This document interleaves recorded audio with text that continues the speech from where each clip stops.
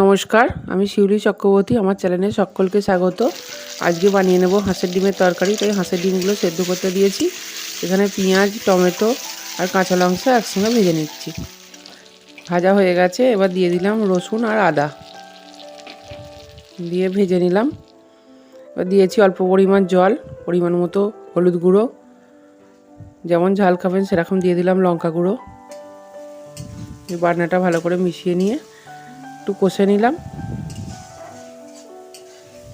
তেল ছেড়ে দিয়েছে, এবার দিয়ে দিলাম সেদ্ধ করা আলু।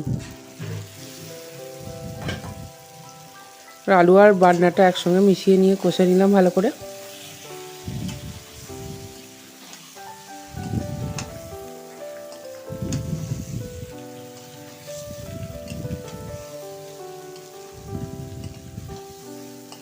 এইভাবে হাঁসের ডিমের তরকারি করলে খুব টেস্টি হয়।